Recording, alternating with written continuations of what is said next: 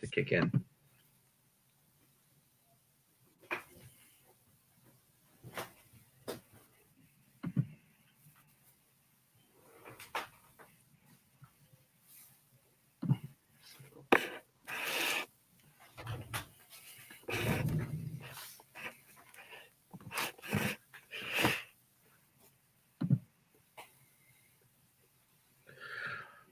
All right, we are joined today here at the Daw Center for the Arts, Daw Talk by Edward Vidaurre, who is the publisher of Flower Song Press, as well as the outgoing poet laureate of McAllen, Texas, and poet, author of six collections of poetry.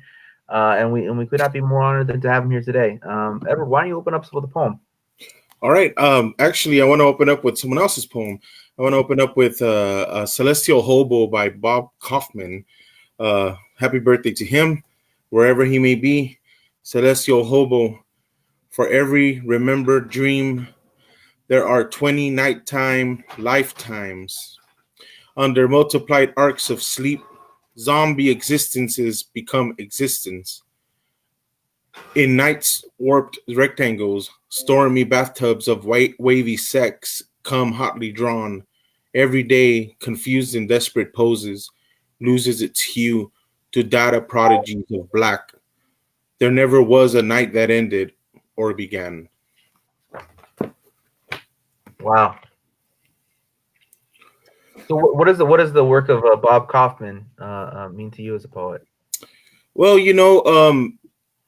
I just love that he was kind of he was kind of like in the background. He was a background beat, and he wasn't given the attention that Kerouac and Burroughs and Cassidy and all them were given. But I think he was one of the most important beats. He's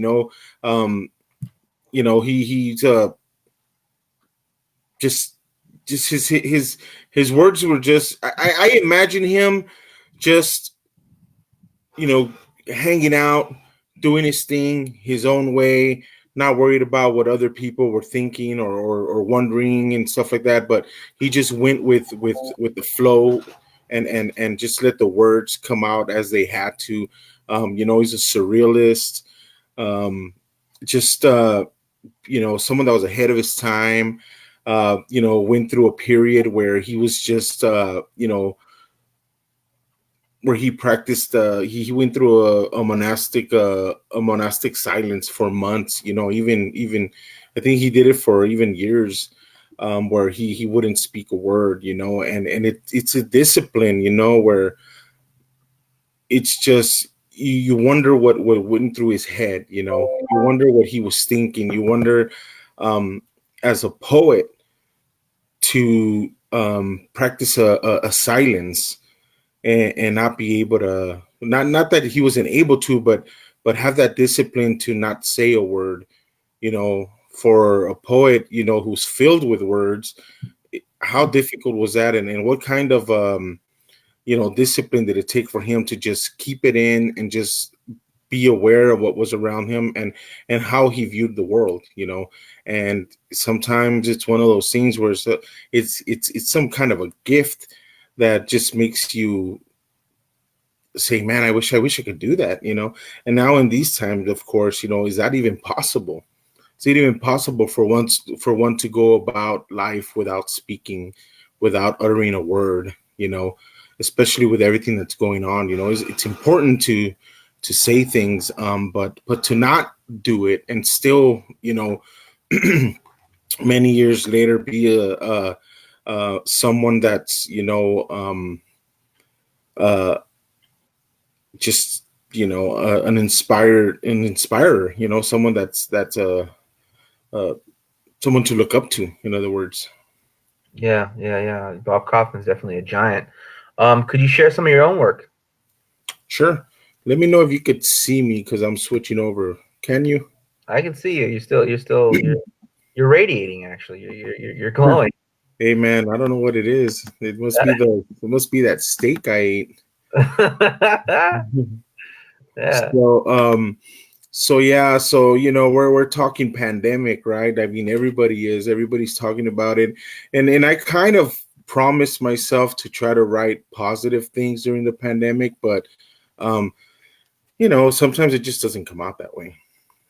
Um, so this one happened, and it's weird because like I'm a restaurant manager, and so everyone says they're in lockdown and stuff like that, and they're like day 1, day 2, day 20, day whatever, and I'm like, wow, I work all 5 days a week, so I'm like out and about.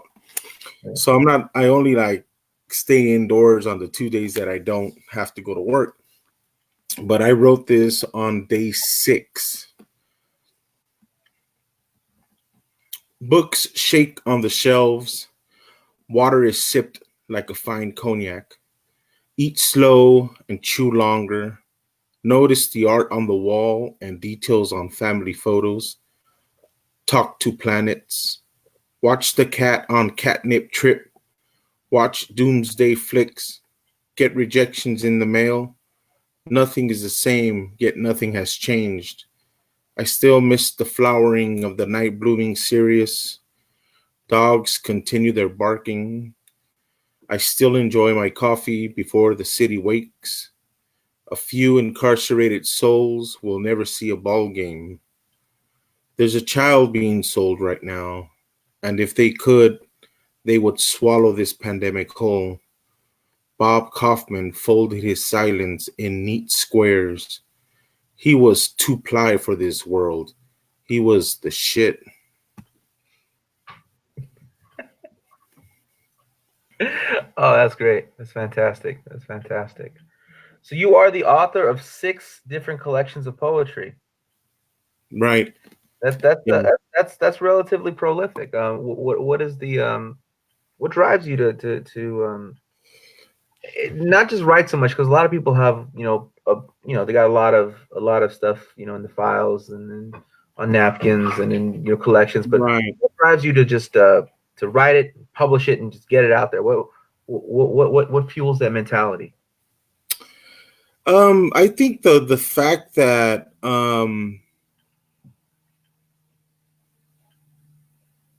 I guess I don't have anyone telling me, or I don't listen to anyone telling me don't do it, or making me feel like my work isn't ready, or giving me feedback on it in ways to where it makes me feel um, you know inadequate, or they make me feel like I need more work on it and stuff like that.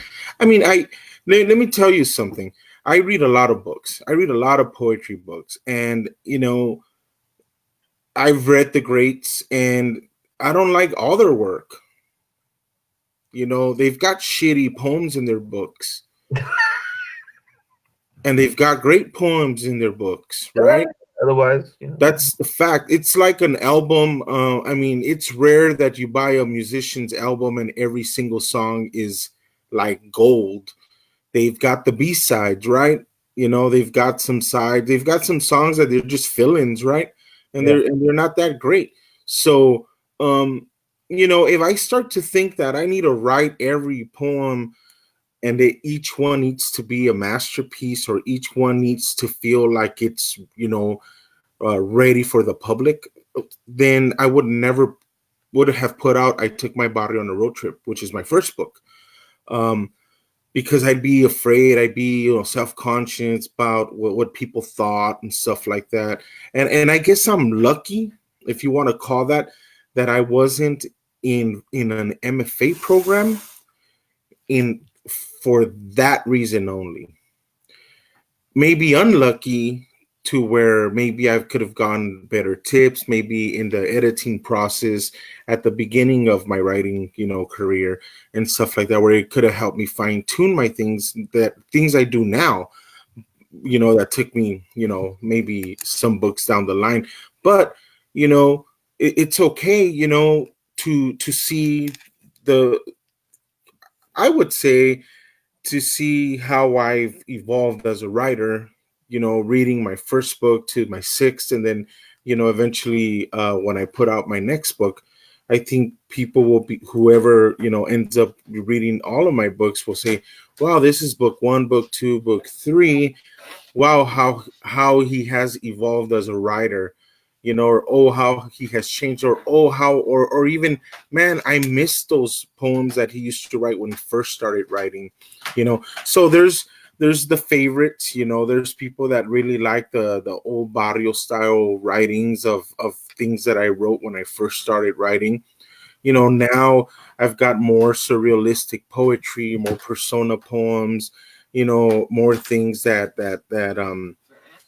I'm inspired to write from, other things that I read or even live. But I think the first collection was more like things I drew from my memory bank, kind of like a memoir, right? Except, I found it easier to write it in poetry than I did in a novel.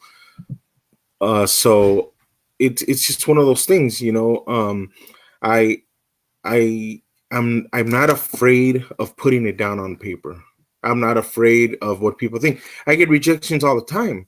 You know, um, you know, I send my stuff out and I'll go, oh, thank you very much, but it's not a fit for our literary journal or our magazine or whatever. And then, and then I'll get published somewhere else, and then I won't get published here, but then I'll get published there. But I think it's the fact that I'm not afraid, and just knowing that it's the nature of the beast, that you can't get published all the time, and that's a good thing. It's a good thing knowing that, hey, I'm a publisher, and I was poet laureate of my city, and that none of that really matters. It's what people read at the time. It's I think the mood people are into, and I always look at it that way. When they read my poem, maybe they were not in the mood to listen to hear that, or to take that in. That's why when I get a manuscript for Flower Song, I like to read it more than once. I like to read it at different times because I want it to grab me at different times of the day, at different moods and stuff like that, so that if I didn't like it at one point, but I liked it at another, then it's telling me that I got to give it a chance and not to jump the gun on it. So I make a smarter decision on it than if than for me to just say, oh well, no, I didn't like it. Well, you know, I didn't like certain books that are on my shelf the first time I read them either, and then I can't let them go because I love them now. So it's one of those things where I think we need to learn to be readers. We need to learn how to read, and how to take that information we read in, so that we understand what the author is telling us. Because otherwise, if we dismiss it, then we're pretty much not giving it a chance, and we might lose out at the end. And so you can't read a book through the first time and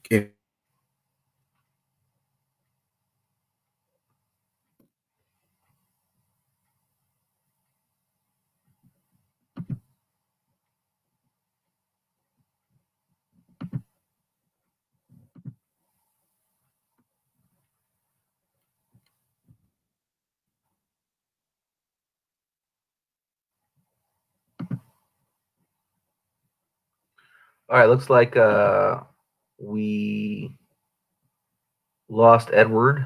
I'm going to send the link again. He should be rejoining us.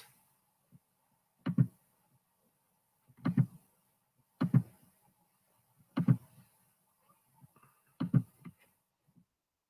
you back? Oh, did I leave? I don't know. So you were saying that we need to.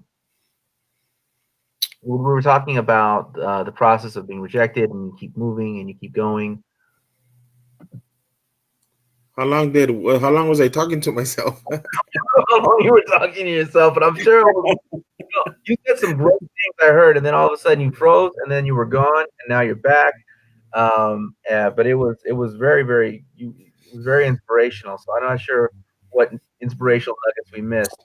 But I mean, people I guess can send us questions, right? And yeah, I can answer them because you know, on the side here it says ask Edward 'cause I questions. didn't make it up. Because I didn't make it up. I mean, I'll remember if they ask me a question. Well, okay, let's move on to the next part. Let's talk about you mentioned your poet laureateship, that you were the poet laureate of McAllen, Texas. What was specifically was we can talk a little more specifics about McAllen, but just general overview. What was it like to be the poet laureate? How did you feel? What were the responsibilities you took on, and what did you bring to that position? Well, you know, it was one of those things where it's a very young program still here in the city. So it right now it's more like take the ball and run with it, kind of like do what you do, and you know, whatever you want to do. I think the city still needs a little bit of ways to go in understanding what a poet laureate can do and should do for the city.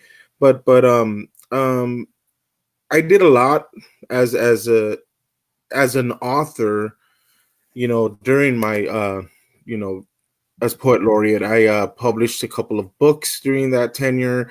I published two youth anthologies as poet laureate. Um, so you know, I gathered you know, I sent out information to the local librarians and school teachers and parents to have their kids write poetry and send it to us. And let me see if I could grab a book here. Um, this one here was the first one. Let me see if I can give it better. I don't know if you can see it. You're right. I'm glowing, dude. I don't know You what are. it I feel touched by an angel. You know what I mean? Oh, Like, here it is. there you go. Called to rise. Yeah, that's the first one. That was in 2018, and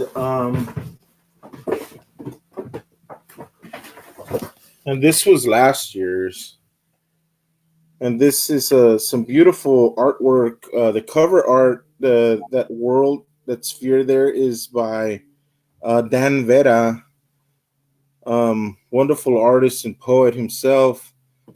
But he posted this. It's funny, when we were talking about it. It was Rodney Gomez, who's the poet laureate now, and Lina Suarez, who was a poet laureate before me, and we got together because we worked on these projects together. And we were talking about, you know, hey, we need to get a cover art for this. And I was fumbling through my Facebook when I came across Dan's. He had posted that photo, and it was beautiful. And I go, and I just showed it to them. I go, this should be the cover. And so we reached out to him, and we got it going, you know, and things just seem to like happen for a reason, right? And so, you know, did some school visits, did some readings for the schools. Um, very, you know, very open to the youth in the area, and into the Rio Grande Valley, if they have any questions about, you know, poetry and publishing or anything like that. Um, and so I think that's where a lot of the focus was, you know, as poet laureate. Not so much was done with the city as it was with the community, which was the important thing, which I think should be the case with any laureate in any position, is to get into the community, get into the schools, and do things, you know, get the arts involved and stuff like that. So it's a very small community that you're a part of being a poet laureate. I mean, that's the poetry Right. is large, but the the fraternity or the sorority or the family or whatever of poet laureates is relatively small. But there are a number of people on my that'll be watching this who are either newly laureates or likely will be a laureate in the future because more and more cities are getting into this. So you, as an outgoing poet laureate, what advice would you have to someone who might be so privileged and fortunate to serve as their city's laureate? What's some advice that you'd have to offer them? Uh, be approachable. You know, be approachable, of course, for all artists in all mediums there in your community. Uh, get the city involved. They have the resources to help you with marketing, with anything you want to post that needs attention, maybe like in the newspaper. Push for that. Push for those things that will normally cost money, um, because it's a program that's essentially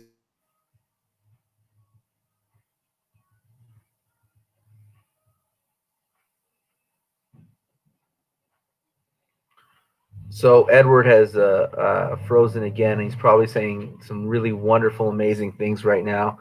But but we're gonna make this work. There we go. I would say do as much of that as possible. Get to know people that like to give back, so that you could even raise money to create anthologies and have them, help you create books and publish them, stuff like that. But yeah, take their money. Take the money. All of it. Yeah, Always, always. don't do anything for free. So, Unless it's for the kids. listen for the kids. So yeah, you published two youth anthologies. I mean that's a real big you know that's what we're supposed to be doing.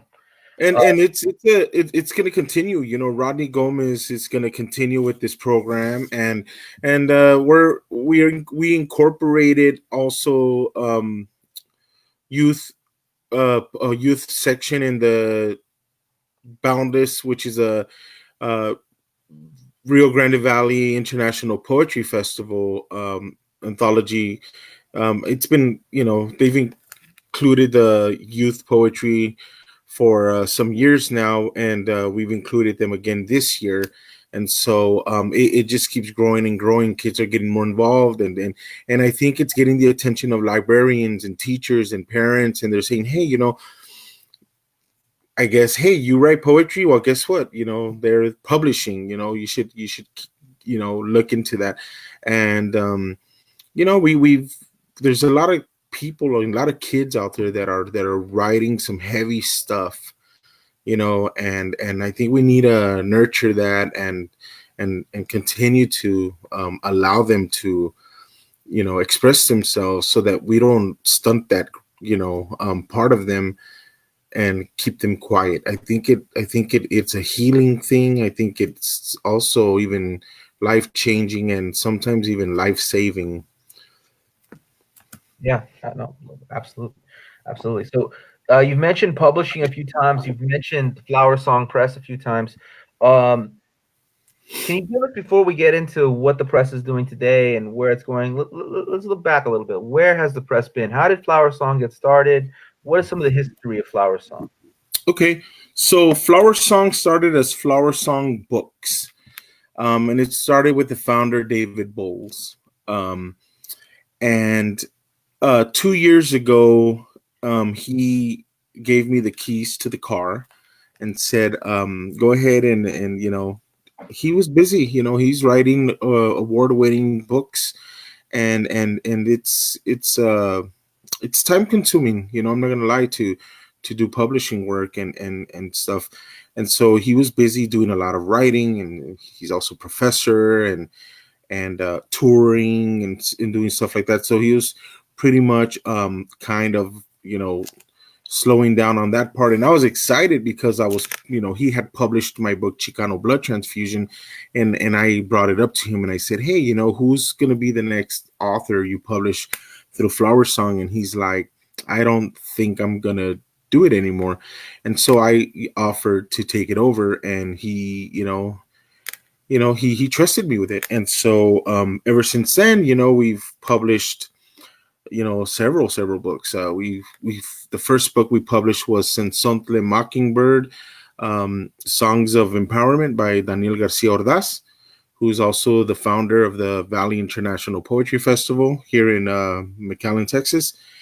And we also published The Color of Light by Odilia Galvan Rodriguez. We published Reyes Cardenas's book. I think I have it here. Where is it? I wanted to show it. I want to make sure.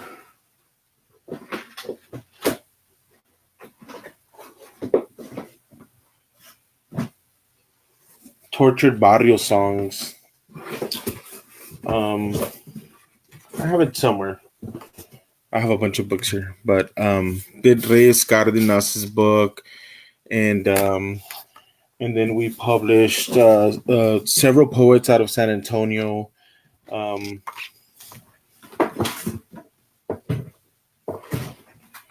I would like to show them. We've got this one by Lloreyes Foitel. We have this one by Carolina Hinojosa Cisneros. We've got Eddie Vegas, Chicharra Chorus, and we the whole goal of Flower Song Press, which we changed the name from Flower Song Books to Flower Song Press this year. The goal is to move not only from poetry but to children's books and short story collections, even essay type writings and stuff like that. But continue to keep the Latino majority in publishing intact, where I want to say over 90% of the publishing that comes out of Flower Song is Latino based, and the other 10% is allied uh, you know based authors. And Yeah. so People like but it's exciting because I my first, I guess what I want to say is my first love of literature was Black history. So, because that's what I used to find to read, that that was the literature I found that I could relate to, books by Richard Wright, where, Native Son and Black Boy, and also Man Child in the Promised Land was the book also that I read, and I was like, wow, it's like, who, there, this stuff is cool. It wasn't, Huck Finn. It wasn't, the stuff that we were being taught in school that we were told to read, Shakespeare and stuff like that. I couldn't relate to any of that. I was a dude from the barrio, and then my story wasn't that story, and so then came Luis Rodriguez with Always Running, and this is a story I told Luis when I met him, and I said, man, when I read that book, I was so angry.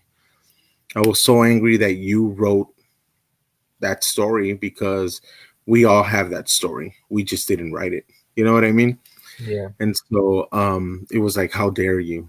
You know, and but it went from an anger to you know an inspiration. It's like, now he's a literary hero. Yeah. And then I noticed that all of those authors that were writing books that I loved and I related to were also writing poetry books. And I was like, I found it easier to understand the poetry because of the short form and how much it had to say, that that's what made me write poetry. That's what made me want to write my stories in that form.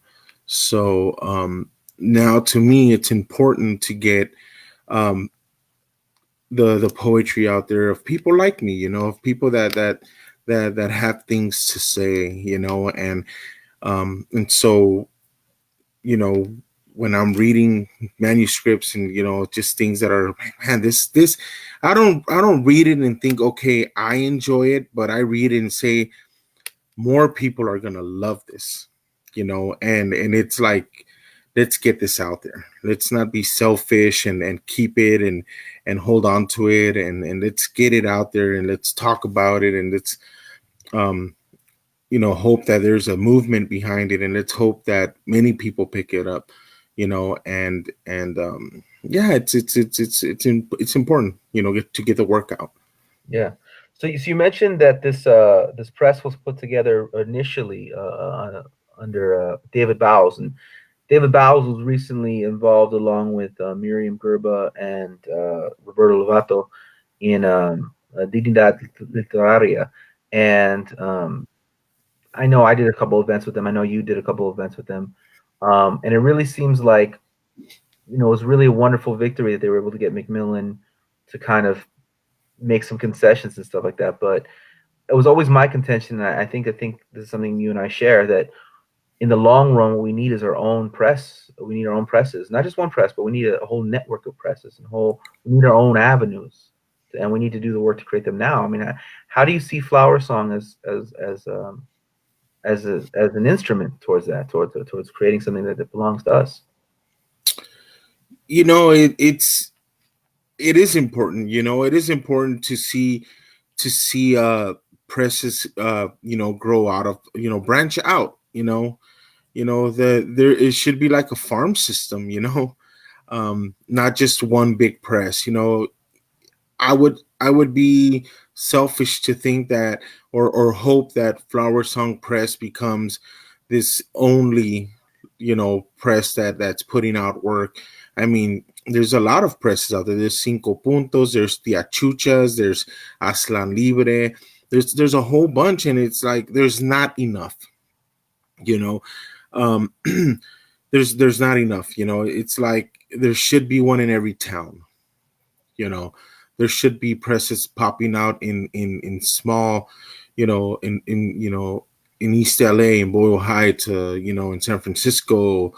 If there's a huge, Latino community in Oklahoma, there should be one out of Oklahoma. If there's a big community of Latinos that are, rising up in Utah, and it's important because they will be writing about their history there in those areas. You know, I want to know what the Latino community is doing in Oklahoma.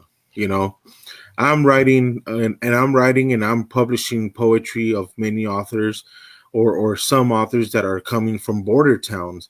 So we're covering the border, you know, poets, but we also want to cover the poets that are coming from the East Coast, from New York and DC and California and borders near Canada, even Canada. Do we have a community up there, and what are they doing? And even in Mexico, so and border poets in general. We also want to cover border poets that are doing poetry about borders around the world, and see how they write and what they're saying about the world around them, and how they're being treated and how they're living and what's there now, living along those borders, because it's our history. So we are writing our history books right now in form of poetry and verses and novels and stuff like that, because it's hard to get them in there as textbooks. You know what I mean? Yeah. I mean, how can we sell our textbooks into the school districts? It's easier, and I mean, we could push it harder this way through indie publishing and say, hey, kind of like selling a mixtape from a trunk. You know, you could sell a whole bunch of mixtapes from a trunk than you could getting a record deal. You Yeah. know, and you get a fan base going that way, and we get the books to the right people. You know what I mean? So it's a lot of work, but we need to be willing to do it. We need to be willing to fight for it. It's a different type of how could I say it, demonstration, or it's a different kind of activism that we're doing through publishing and writing nowadays, where we're not out there picketing and saying, hey, read my book, but we're doing it through social media, we're doing it through word of mouth, we're doing it in quicker and faster ways.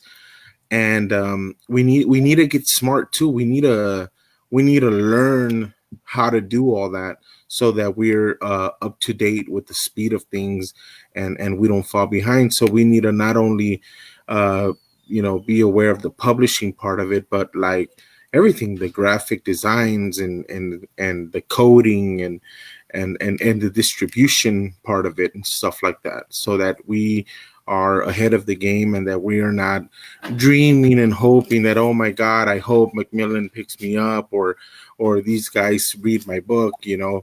Um, I'd rather, that it's not one of those where, man, I hope they people are actually holding on to their manuscripts in hopes that one publishing company picks them up, and yeah, it's I don't know. I think we've grown in the last 2 years to where we've got some good names coming along.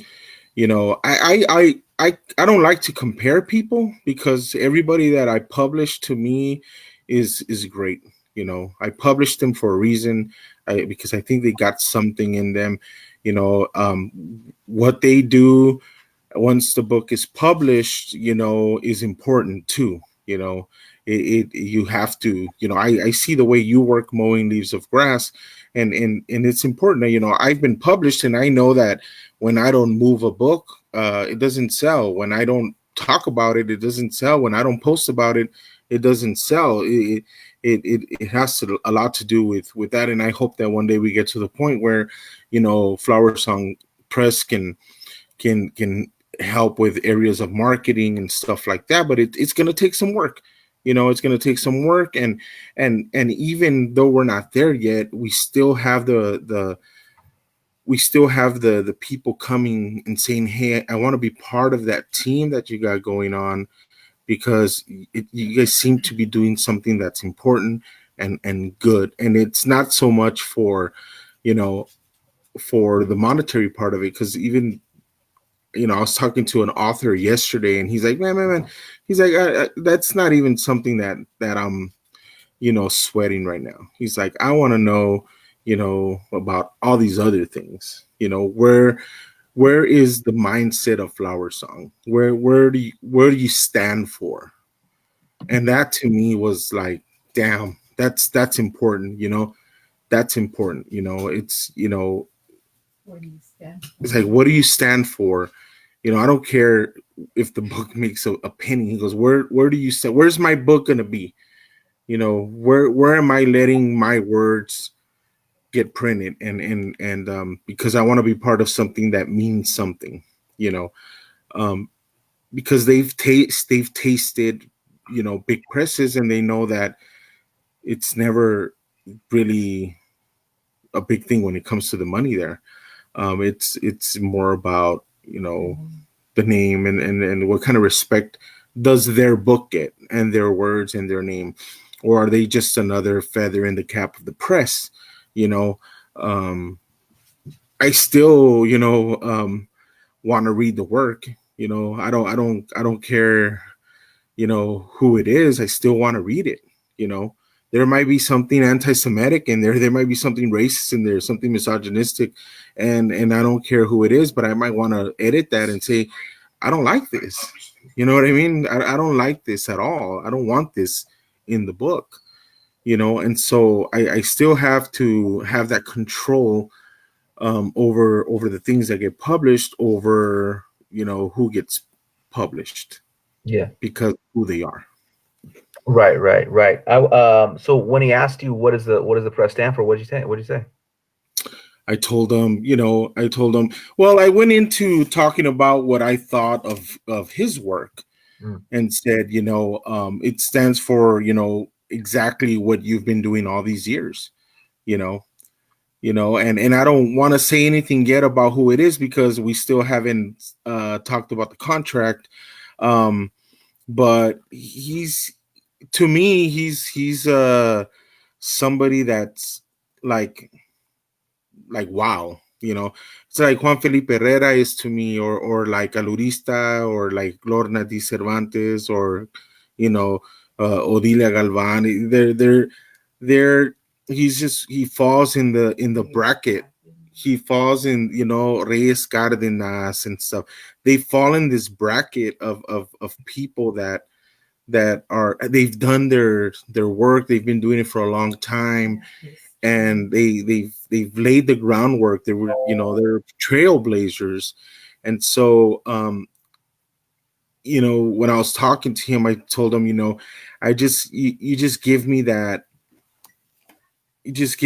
feeling that your work has, it transcends. It's not just, in other words, he's a poet of the past that whose work is still resonates today, even the stuff that he brings to the table. It's like the work, of the giants, the great people. You'll read stuff from certain authors that wrote 20, 30 years ago, and you read it now and it still makes sense today. And he's that type of a writer that he can write a love or even an erotic poem, and it's not something that's foul or just something to write to be, um you know how could I say it? That'll Uh, cochino. but he's writing it because he's writing it out of you know love, and experience, and that feeling, and that nostalgia, of what it was or what it should be. And so he's a nostalgic poet, that brings, that just brings that aura of the past that still resonates today. So I want to ask you. You mentioned a few names in rapid succession: Juan Felipe Herrera, Lorna Cervantes, Alurista, Odilia. So what do some of these people have in common? Let's see. When I think of them, I think of Francisco X Alarcón, and that big, Chicano community of California. I think of Tijuana, I think of Fresno, I think of San Francisco, I think of those areas and stuff. But I published Odilia Galvan Rodriguez. Talking about working with Lorna Di Cervantes on some work as well. We are in the works with Juan Felipe Herrera to um, republish his first ever written collection called Rebosos of Love, something he wrote in 1974. And Alurista, yeah, Alurista will be publishing his Chicano haiku mixture of palabras, titled Sas.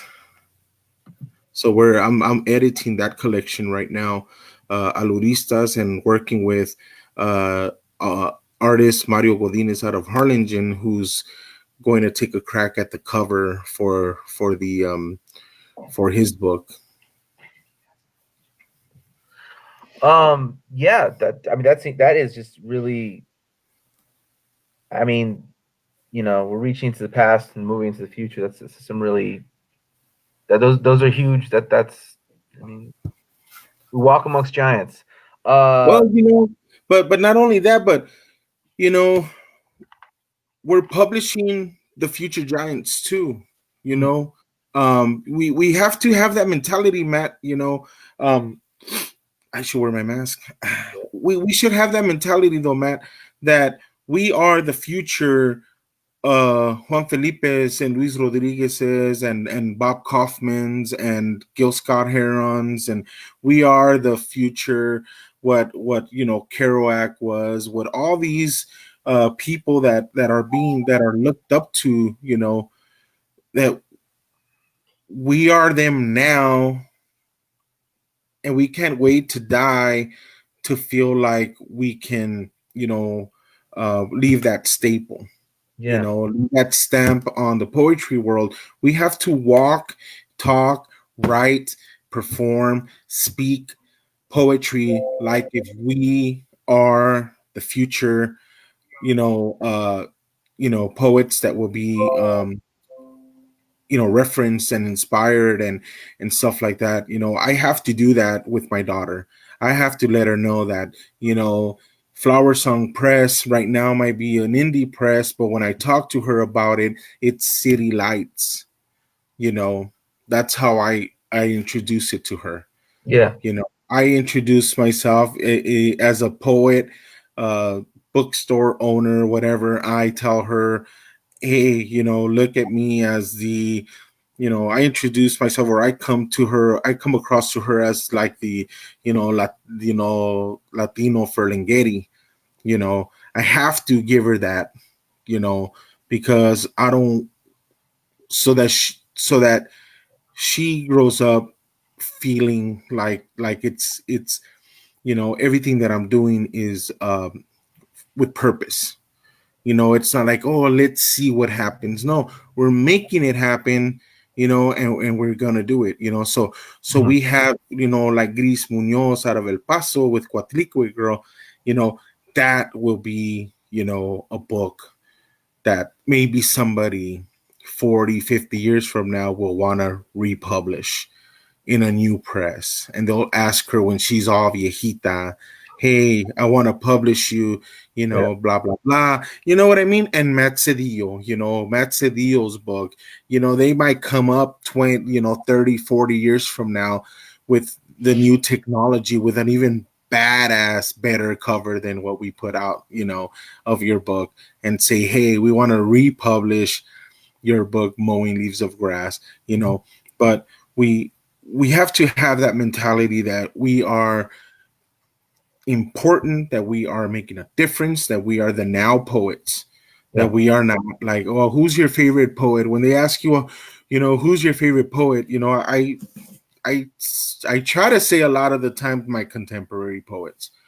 You know, I try to keep talk about those that are alive. You know, if I go to a bookstore and somebody's looking through the poetry section and I'm standing there and I'm looking through everything, and I see somebody not knowing what they're doing, I'm like, have you read? I'll tell them, have you read a contemporary poet? Not Rupi Kaur or whatever, but somebody else. Have you read, a local contemporary poet that lives here, that talks about maybe things about, that might even mention your street, or might even mention, a place that you went out on a date, Yeah. whatever. But we want to be able to read things that we can relate to, because it moves us. Yeah. I love to read things where they mention a street, and Mhm. I'm like, oh yeah, I remember that street. And that's why we love, that's why when we grew up, where I grew up in East LA, and I listened to hip hop and gangster rap, and these rappers were West Coast rappers were throwing around street names, and I was like, yeah, I know where that is. I know where Slauson is. I know where this is. And I always thought nobody else but West Coast people know what this song is about, because when they're bending the corner on Slauson, they don't know what's going. They don't know what that's about over there in Texas. Yeah. They Yeah. don't know. They don't know what bending the corner on Slauson is. They have to look it up. You know. So Yeah. that's why we probably should have hip hop music workshops. So you know what ends up happening though, because I remember I was in Dallas one time at a barbecue and they were talking about like, oh, you're from LA, and they started talking about all these things they heard in like an NWA song, or it might have been Snoop or Dre or something, but they were talking about all these things from like kind of SoCal just in general, like whether it be Compton or Long Beach, or they were talking about things there, and they were talking about these things that they were legendary, and I'm like looking out at the street, I'm like, that street corner you're talking about looks just like the street corner over here. Like, you need to make your spot legend. I mean, like, you just think about, like, Right. exactly. So it's a Yep. question of documenting, the ground we stand on. Um, Mm-hmm. I just want to say, like, in response to some of what you were saying is, I this interview is not about me. This is about, the press and about your work. But I'm somebody who's caught a little bit of a wave for the last couple of years, but I'm really committed to staying with Flower Song for the rest of my writing career, no matter what happens. Like, I'm really committed to staying with it and growing with the press, and because I really believe in the project. I really do. I really believe in what we're doing, and I think that. Well, you're helping it, happen, especially on your end over there in the West Coast. I've been following you and David Romero for a long time. I was funny because I remember when Romero put some contest out for somebody to win a CD about enchiladas. And dude, I want it. I You want want that CD. you want I it? want Oh, one of them. Yeah. And he yeah, sent it to me in the mail and stuff like that. And so I don't forget, you know, yeah. and I love that, you know, and see what's important too is that you guys have videos Mhm. so people can follow you from afar. People can know what you're doing because you document it. You put it out there. You guys are doing stuff in universities and you're reading and you're putting it on YouTube and stuff like that. And people, you know, it's a great introduction, especially if you know if I want to brag about somebody or I want a friend to check somebody out and go, hey, check out this poet, you know, I send them a YouTube link, not just a bio or a web page about them, because that doesn't say much. That's just words. But if they hear or listen to you, that you're pretty much you're taking over the conversation, you know, and that's what you guys were doing for years back. This was like when I was like writing my first book, you know, and you know, come you know to the present now, and I'm publishing and stuff, and we're talking about you know your future books with us, and we already put out Mowing Leaves of Grass, and we're publishing you know Romero this year, and it's one of those things where it's like, man, you know, I I remember reaching out. I don't know if it was you or Romero saying, "Hey, what do you do? Like, how do you get into the universities and do the workshops? Because it's something that I wanted to get into, you know, to make some money and stuff." And I know remember he sent me some information and stuff, and then were now we're a brotherhood, you know now we're a team. We're we're connected, you know, we're connected through Flower Song, and it's awesome. You know, I just want everybody that's in Flower Song to know that you guys should be able to count on each other. You know, if you guys can help each other in certain ways, do so. You know, look out for each other. You know, I somebody asked me if I could send them a review copy for someone. I sent it to them, and then you know I sent them as gifts a few other books and said, "Hey, thank you for wanting to review that one. Here's a few more books from our press as a thank you." You know, hey, it's kind of like, hey, once you're done reviewing that one, maybe you'll get into these, right? Yeah. Kind of just that way, but it's I think a good way to establish connections and relationships with people that are doing good for literature and in review processes and stuff like that. Well, I've seen that Grizz's book has gained a lot of momentum since publication. I've seen that in Vocab's book, I think when that got published, that had a lot of the wave, and I think that all of us on the press, we gain from the notoriety of our I don't know what the word is, our press mates. We gain, we all get we gain we collectively gain from each other's success, and I think that's really the future of this press, and that's why I'm really excited to be a part of it. I think when I think about these things, I think about like the Mexican muralist movement, or I think about the Harlem Renaissance, or I even think about the Beats, or even things I don't even like the Lost Generation and stuff like that. I think of people moving together as groups.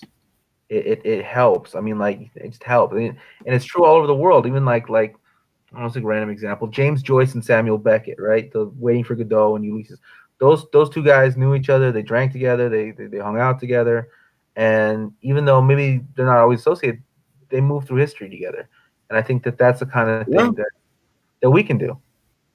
That we can do. And yeah, a lot of them did. You know, C.S. Lewis had his pack too, and you know they wrote the chronic. He wrote the Chronicles of Narnia, and didn't he hang out with uh uh the guy who wrote Lord of the Rings?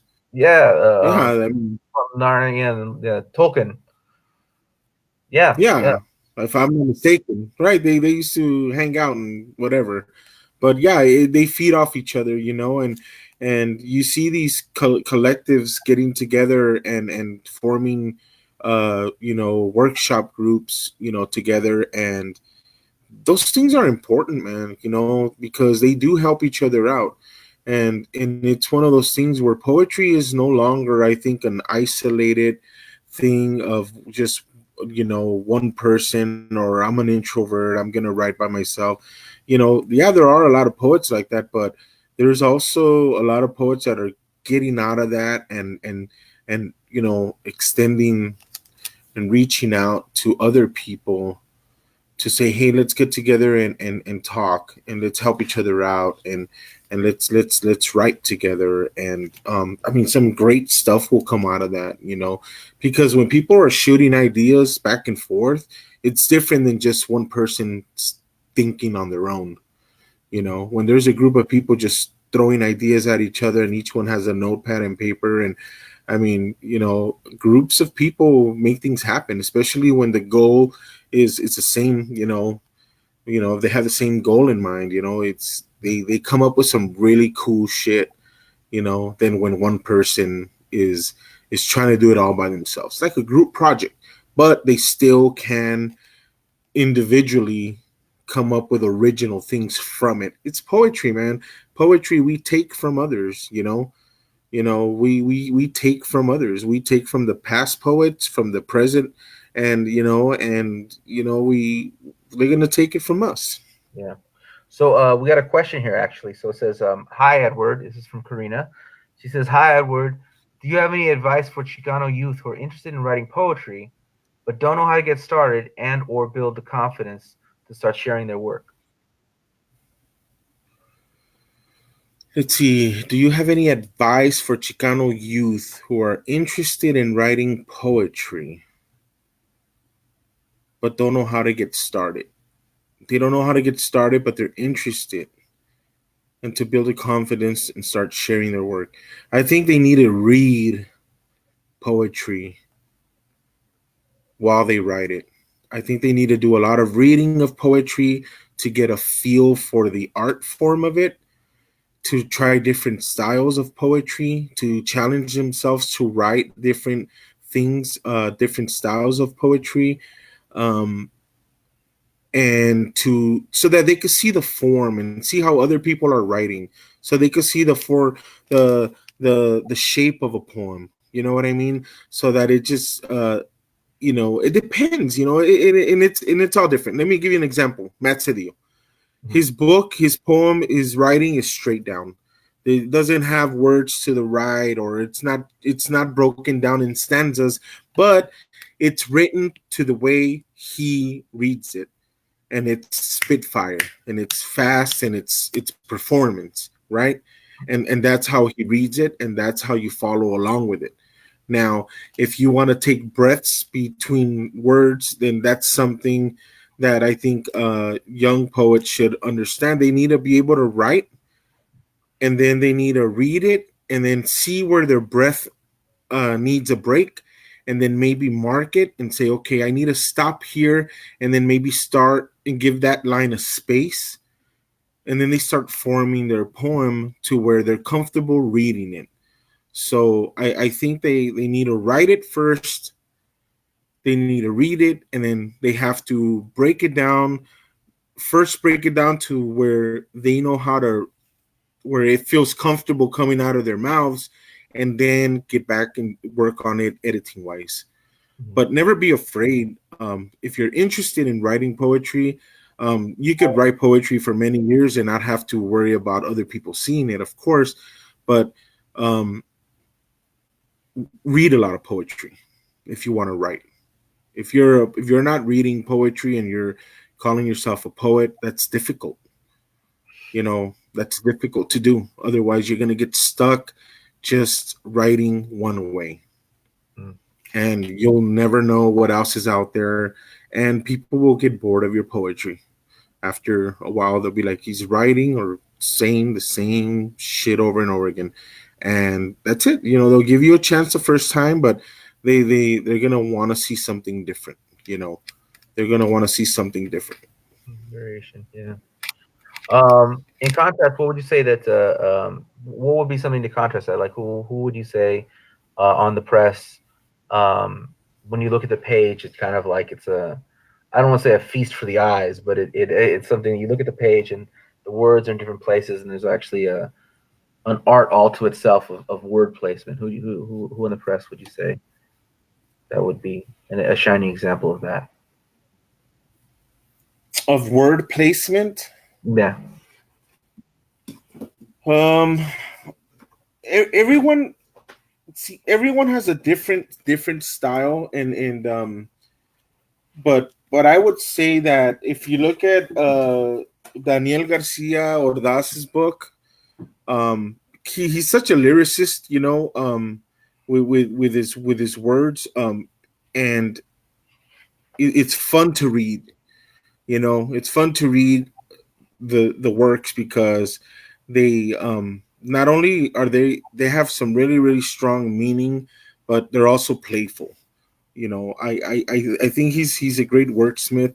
Um, but everyone, man, everyone's so different. I mean, everyone's works. I mean, I've got a lot of different takes on different ones. Like Eddie's book for Chicharra chorus. There's some in there that make me like nod my head, like yup, and then there's some that just make me crack up.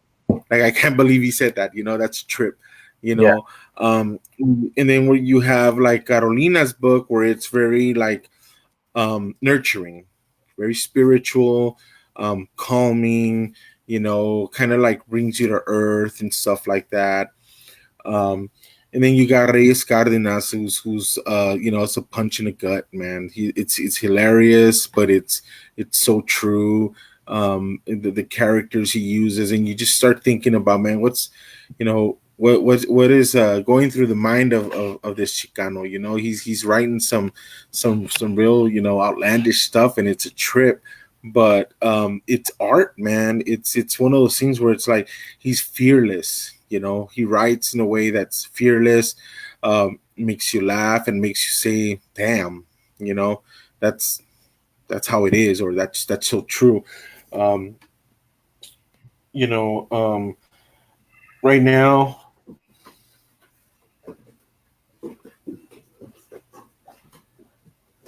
I've been reading a lot of, I've been going through some manuscripts, and it's just people are just writing some really cool things, man.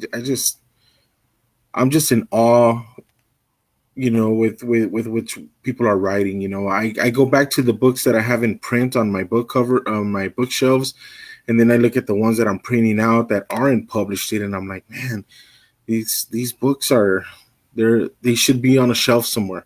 They should have their own spine and their own cover, and they belong on in a library somewhere.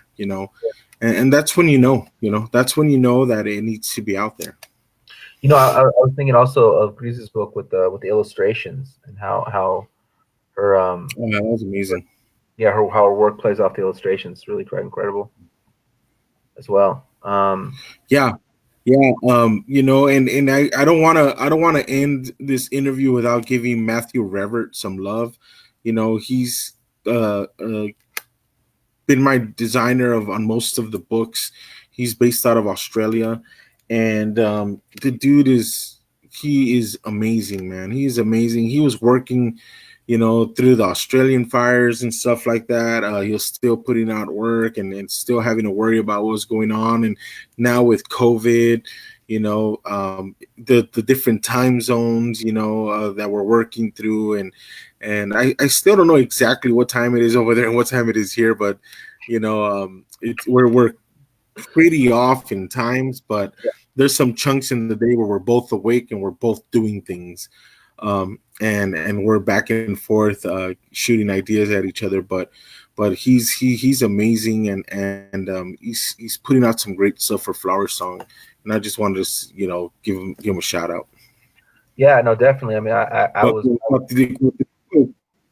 yeah, Cuatlicue girl, we were working with Los Dos, who are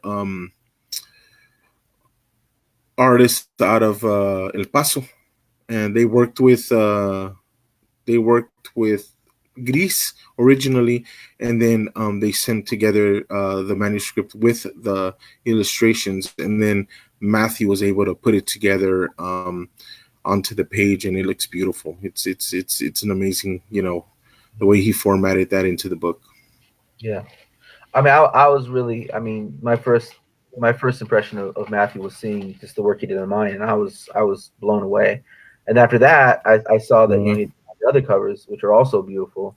Then I went to his site and I saw all the other work he does, just in general, like the work he does, and it yep. really, it speaks a lot to the quality of his work, but it also speaks a lot to what's going on at Flower Song and how that we're producing books, or you're producing books that look as beautiful and as professional as anybody, as Penguin or Macmillan, whoever, right?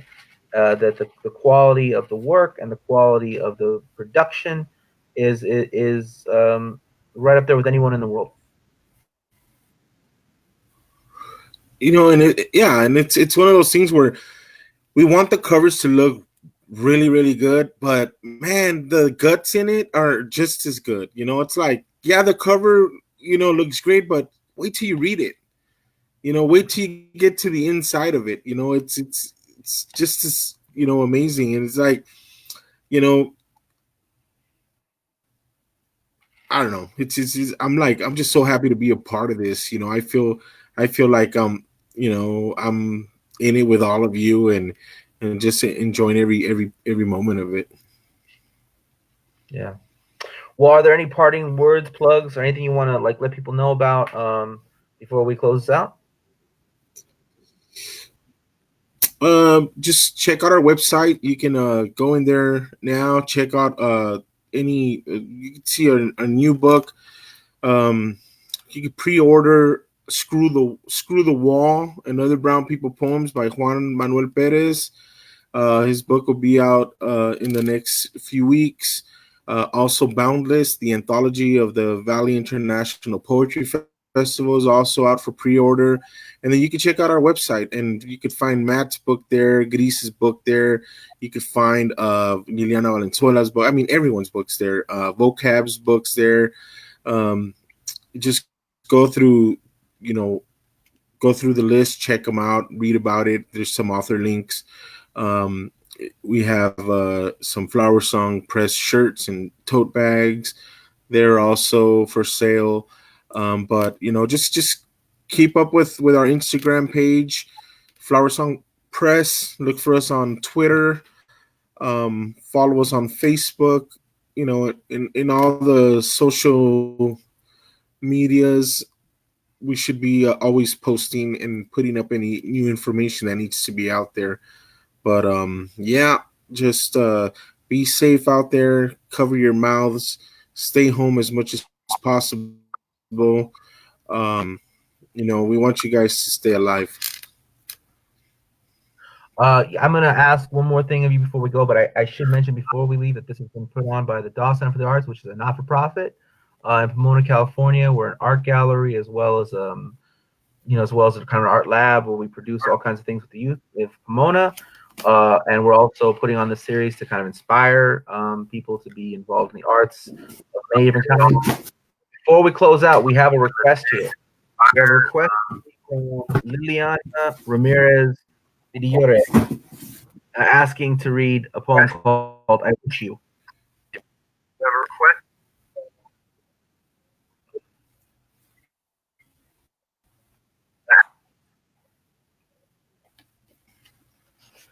All right, this is from my book Jazz House, So who is this Liliana person, huh?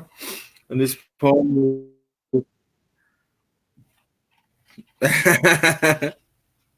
She's got the same last name as me.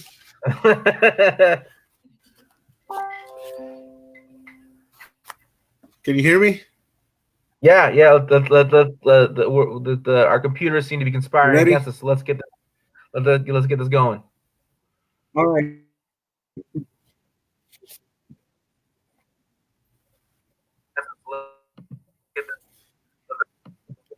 All right. I wish you.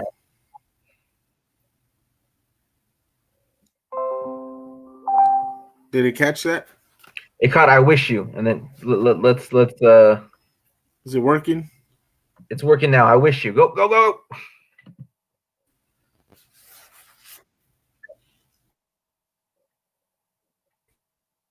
Oh. I'll tell you what, everyone. I don't know if this is gonna. I think that we're our technology is tapping out here. So I wish you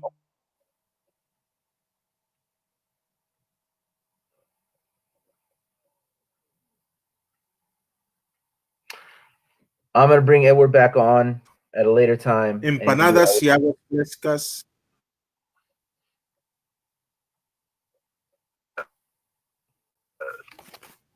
that we.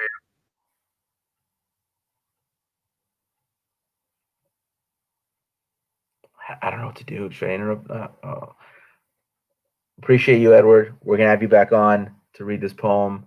Um, thank again, Margaret, the executive director over at the Dawson Center for the Arts, and see you soon. Technology is here, so